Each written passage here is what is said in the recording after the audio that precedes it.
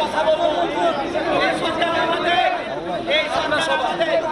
আর কেউ যদি হাসিনা পুলিশের মতো আচরণ করে তাকে বিচারের মধ্যে নিয়ে আসবো। আমি নাহিদের সাথে কথা বলছি, নো প্রবলেম ইনশাআল্লাহ। আপনাদের কমান্ডিং এ কে আছে?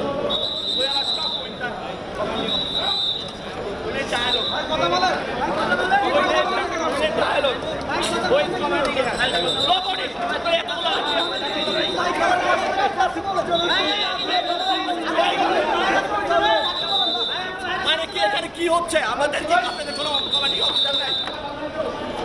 আপনাদেরকে আমরা কথা বলতে পারবো না, আমরা কি কথা বলতে পারবো না? আমরা কথা বলতে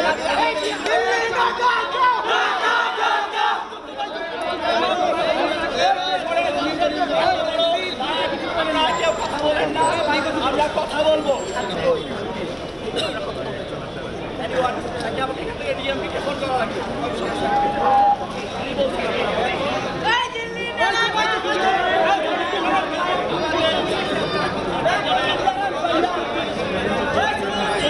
আমাদের সাথে কথা না বলে আমাদের যে ভাইদেরকে তাদের সাথে ইনশাআল্লাহ আমরাও চলে যাবো।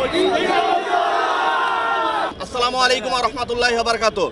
আপনারা প্রথম আলো এবং ডেইলি স্টারের দেশবিরোধী এই কার্যক্রমগুলো সম্বন্ধে সবাই অবগত।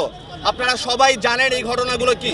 আমরা শান্তিপূর্ণভাবে এই কার্যক্রমগুলো চালিয়ে আসছিলাম। শুক্রবারের দিন জুম্মার নামাজ আমরা আদায় করেছি। আজকে আপনারা দেখেছেন আমরা শান্তিপূর্ণভাবে গরু জবাই পরবর্তীতে আমরা জিয়াফতের জন্য রান্নাবান্নার কাজ চলছিল। এই রকম অবস্থাতে আমাদের ওপরে বিনা উস্কানিতে যেই পুলিশ হামলা চালিয়েছে সেই পুলিশ কোনোভাবে এই রাষ্ট্রের পুলিশ না, সেই পুলিশ হাসিনার পুলিশ। আমরা এই হাসিনার পুলিশকে অবশ্যই জবাবদিহিতার অন্তর্ভুক্ত করব ইনশাআল্লাহ। পুলিশকে ভুলে গেলে চলবে না। ওই পুলিশ আমাদের টাকায়, আমাদের পোশাকে, আমাদের সবকিছুতে আছে।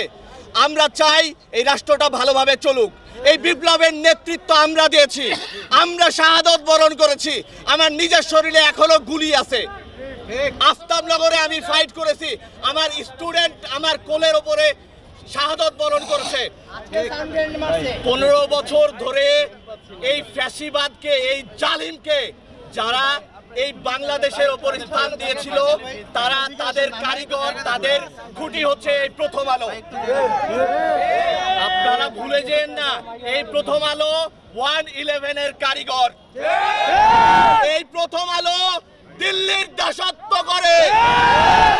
এই দিল্লি স্টার যারা আমাদের দেশের কোনো কাজ না করে 111 করেছে, হাজার হাজার মানুষ খুনের পেছনে, গুমের পেছনে তাদের ভিত্তি রচিত হয়েছে এই প্রথম আলো আর ডেইলি স্টারের হাত ধরে। আপনারা কোনোভাবেই মনে করবেন না এদেশের ইসলামপন্থী জনতা খুব সহজে এই দিল্লির আলো, দিল্লির স্টারকে মেনে নিবে। দেখেন, আমরা শান্তিপূর্ণ সমাবেশ বলে আমরা খুবই নিয়মতান্ত্রিক ভাবে খুবই অল্প সংখ্যক মানুষ আমরা এখানে এসেছিলাম। একটা কথা মাথায় রাখেন, 2013 সালের হেফাজত থেকে শুরু করে প্রত্যেকটা জায়গাতে আমরা এত সংখ্যক আবাবিলের মতো আসবো যদি আমাদের সরকার, এই নাহিদ ইসলাম আমাদের সরকার, এই আসিফ মাহমুদ আমাদের ছোট ভাই, আসিফ নজরুল আমাদের স্যার, ঠিক আছে?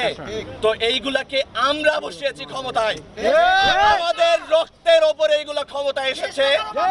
কোনোভাবেই মনে রাখতে হবে, কোনোভাবেই আমরা এত সহজে এই ইন্ডিয়ান আধিপত্যবাদী প্রথম আলো এবং দিল্লি স্টারকে ছেড়ে দিব না ইনশাআল্লাহ। যদি প্রথম আলো আমাদেরকে চ্যালেঞ্জ দিতে চাই, পুলিশ শুনলাম 2 জন ভাইকে গ্রেফতার করেছে, তাদেরকে যদি উইদিন 1 আওয়ারের ভেতরে ছেড়ে দেওয়া না হয়, তাহলে আমরা এমন কোনো কর্মসূচি দিব যেটাতে বাদবাকি যে কালপ্রিট গুলো আছে, হাসিনার যেসব পুলিশগুলো আছে, তাদেরকেও ইনশাআল্লাহ আমরা একটাকেও ছাড়বো না, সবাইকে বিচারের আওতায় নিয়ে আসবো।